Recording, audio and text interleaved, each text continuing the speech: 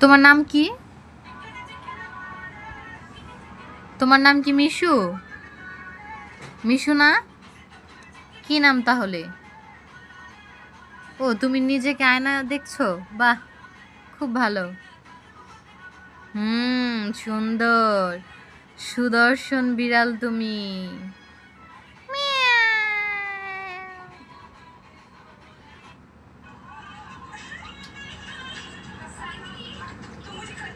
ও, নিজেকে আয়নায় দেখছো? এই যে, দেখো, দেখো। ওফ, দারুণ তো।